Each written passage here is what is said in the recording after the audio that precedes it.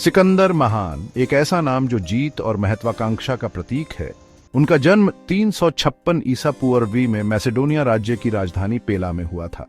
उनके पिता राजा फिलिप द्वितीय थे, एक शक्तिशाली शासक जिन्होंने ग्रीक शहर राज्यों को अपनी कमान के तहत एकीकृत किया था। उनकी मां ओलंपियास एपिरस के राजा नियोप्टोलेमस प्रथम की बेटी थी। अलेक्जेंडर का वंश प्रभावशाली था, जिसमें प्रसिद्ध यूनानी नायक हेराक्लीज और ट्रोजन युद्ध के पौराणिक योद्धा अकिलिस दोनों के दावे थे। एक युवा राजकुमार के रूप में भी सिकंदर ने असाधारण बुद्धिमत्ता और ज्ञान की प्यास प्रदर्शित की। उन्हें प्रसिद्ध दार्शनिक अरस्तु ने पढ़ाया था, जिन्होंने उनमें दर्शन, साहित्य और विज्ञान के प्रति गहरी प्रशंसा पैदा की। अरस्तु की शिक्षाएं सिकंदर के विश्व दृष्टिकोण और नेतृत्व के प्रति उनके दृष्टिकोण को गहराई से आकार देंगी। अपनी बौद्धिक खोजों से परे सिकंदर ने शारीरिक गतिविधियों में उत्कृष्ट प्रदर्शन किया। वह एक कुशल घुड़सवार, एक सक्षम योद्धा था और उल्लेखनीय साहस रखता था। 16 वर्ष की कम उम्र में उन्होंने चायरोनिया के युद्ध में मैसेडोनियन सेना में एक कुलीन इकाई कंपेनियन कैवलरी का नेतृत्व किया। इस लड़ाई ने ग्रीस पर मैसेडोनियन प्रभुत्व को मजबूत किया और सिकंदर के सैन्य कौशल का प्रदर्शन किया। महानता के लिए नियत शासक के लिए मंच तैयार किया गया था। 336 ईसा पूर्व में 20 वर्ष की आयु में सिकंदर अपने पिता की हत्या के बाद मैसेडोनियन सिंहासन पर चढ़ा। उन्होंने ग्रीस में विद्रोहों को दबाने और मैसेडोनियन अधिकार की पुष्टि करते हुए अपनी शक्ति को मजबूत किया। सिकंदर ने फारसी साम्राज्य की विजय पर अपनी निगाहें जमाई। फारसी साम्राज्य एशिया माइनर से सिंधु नदी तक फैला था। 334 ईसा पूर्व में सिकंदर ने हेलस्पोंट को पार किया। उनकी सेना अच्छी तरह से प्रशिक्षित और अनुशासित थी। वे एक ताकत थे जिसके साथ माना जाना था। ग्रेनिकस नदी की लड़ाई में उनकी निर्णायक जीत ने एशिया माइनर में आगे बढ़ने का मार्ग खोला। एक के बाद एक शहर सिकंदर की आर्मियों के हाथों गिर गया। हर जीत के साथ उनकी प्रतिष्ठा बढ़ती गई। यह विजय के सिकंदर के असाधारण अभियान की शुरुआत थी। 326 ईसा पूर्व में लड़ी गई हाइडस्पेस नदी की लड़ाई सिकंदर के उल्लेखनीय सैन्य करियर की सबसे प्रसिद्ध लड़ाइयों में से एक है। यह टाइटन्स का संघर्ष था, जिसमें सिकंदर की मैसेडोनियन आर्मियों को भारतीय सबकॉन्टिनेंट में पौरवा साम्राज्य के एक शक्तिशाली शासक राजा पोरस की सेना के खिलाफ रखा गया था। राजा पोरस अपनी वीरता और अपने युद्ध हाथियों की ताकत के लिए जाने जाते थे, जो युद्ध के मैदान में दुर्जेय हथियार थे। मानसूनी बारिश से उफान आई हाइडस्पेस नदी ने सिकंदर की प्रगति में एक बड़ी बाधा प्रस्तुत की। फिर भी सिकंदर, हमेशा चालाक, स्ट्रेटेजिक, ने अंधेरे की आड़ में नदी पार करने का एक रास्ता खोज लिया, जिससे पोरस की आर्मियों को आश्चर्यचकित किया गया। इसके बाद हुई लड़ाई भयंकर और खूनी थी, जिसमें दोनों पक्षों ने बड़ी दृढ़ता से लड़ाई लड़ी थी।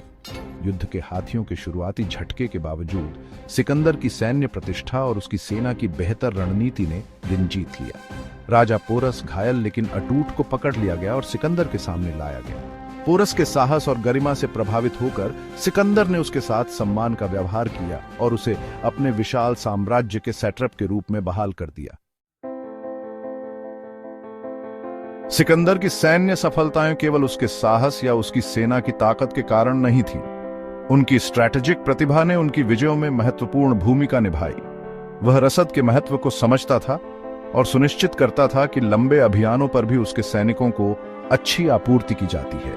उन्होंने अपनी स्ट्रैटेजियों को इलाके और विरोधियों के अनुरूप बनाया। सिकंदर की प्रमुख स्ट्रैटेजियों में से एक संयुक्त शस्त्र रणनीति का उपयोग था। उन्होंने पैदल सेना फालानक्स के साथ अपने कुलीन घुड़सवारों को प्रभावी ढंग से एकीकृत किया। उन्होंने घेराबंदी युद्ध के महत्व को भी पहचाना और उन्नत घेराबंदी इंजनों को नियोजित किया। सिकंदर की जीत उसके सैनिकों को प्रेरित करने की क्षमता का भी प्रमाण थी। उसने आगे से नेतृत्व किया, अपने खतरों और कठिनाइयों को साझा किया। वह मनोबल के महत्व को समझता था और सुनिश्चित करता था कि उसके सैनिकों को अच्छी तरह से पुरस्कृत किया जाए। उनके नेतृत्व ने उन्हें इतिहास के सबसे सफल सैन्य कमांडरों में से एक बना दिया। सिकंदर की विरासत उनकी सैन्य विजयों से कहीं आगे तक फैली हुई है। वह एक दूरदर्शी नेता थे जो एक विशाल महांग्रीय साम्राज्य बनाना चाहते थे, जहां ग्रीक संस्कृति और पूर्वी परंपराएं सह अस्तित्व में रह सके। उन्होंने कई शहरों की स्थापना की, जिनमें से कई का नाम अलेक्जेंड्रिया रखा गया, जो व्यापार और सांस्कृतिक आदान प्रदान के महत्वपूर्ण केंद्र बन गए। उन्होंने अपने मैसेडोनियन सैनिकों और विजित क्षेत्रों की महिलाओं के बीच अंतर्विवाह को प्रोत्साहित किया, एक ऐसी प्रथा जिसने सांस्कृतिक एकीकरण को बढ़ावा दिया। उन्होंने फारसी रीति रिवाजों और पोशाक को अपनाया, एक ऐसा इशारा जो उनके कुछ मैसेडोनियन साथियों के बीच विवादास्पद था, ने एक विजेता से कहीं अधिक देखने की उनकी इच्छा को प्रदर्शित किया। सिकंदर कला और विज्ञान के संरक्षक थे, जो ज्ञान और सांस्कृतिक विकास के महत्व को पहचानते थे। उन्होंने इतिहासकारों, दार्शनिकों और वैज्ञानिकों के एक अनुचर के साथ यात्रा की, अपनी खोजों का दस्तावेजीकरण किया और बौद्धिक जांच को बढ़ावा दिया। उनके शासनकाल ने ग्रीस और पूर्वी के बीच महत्वपूर्ण सांस्कृतिक आदान प्रदान का प्रतीक किया, जिसने हेलेनिस्टिक काल में योगदान दिया, जो बौद्धिक और आर्टात्मक उत्कर्ष का स्वर्णिम युग था। अपनी कई उपलब्धियों के बावजूद सिकंदर अपनी कमियों के बिना नहीं था। उनकी महत्वाकांक्षा, जबकि उनकी विजयों को चला रही थी, अंततः उनके पतन का कारण साबित हुई। विस्तार की उनकी अथक खोज ने उनके सैनिकों के बीच थकावट और उनके कुछ आर्मी पतियों के बीच आक्रोश को जन्म दिया। उनका टेम्परामेंट, जो अपने समय में भी प्रसिद्ध था, अप्रत्याशित रूप से भड़क सकता था, जिससे जल्दबाजी में निर्णय और क्रूरता के कार्य होते थे। गुस्से में आकर उसने क्लिटस द ब्लैक को मार डाला, जो एक करीबी दोस्त और वफादार आर्मी पति था जिसने युद्ध में उसकी जान बचाई थी। हिंसा के इस कृत्य ने सिकंदर को हमेशा के लिए सताया और उसकी प्रतिष्ठा को धूमिल कर दिया।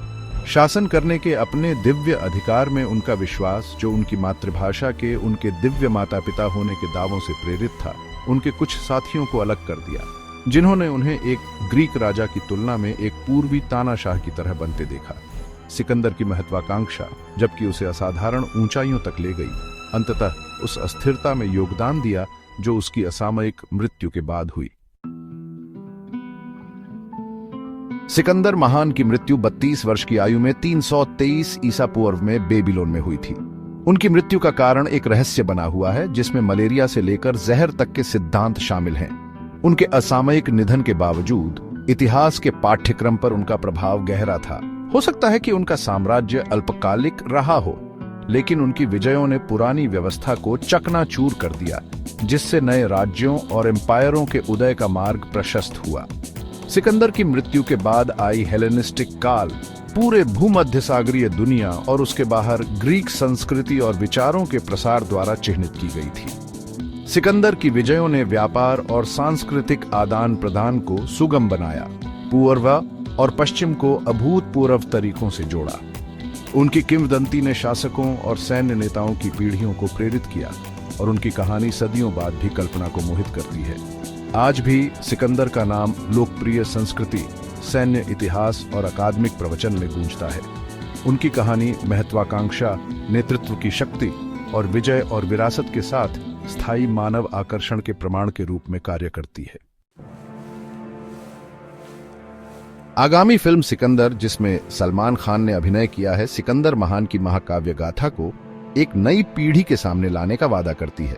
जबकि बॉलीवुड फिल्मों में ऐतिहासिक सटीकता अक्सर बहस का विषय होती है, फिल्म की रिलीज ने सिकंदर के जीवन और विरासत में नए सिरे से रुचि जगाई है। फिल्म की सफलता सिकंदर के चरित्र के सार को पकड़ने की क्षमता पर निर्भर करेगी, उनका करिश्मा, उनकी महत्वाकांक्षा, उनकी सैन्य प्रतिभा और उनकी कमजोरियां।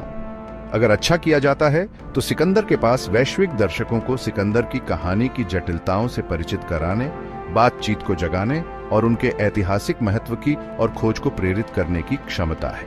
इसकी सिनेमाई व्याख्या के बावजूद सिकंदर की कहानी आज भी हमारे लिए मूल्यवान सबक रखती है।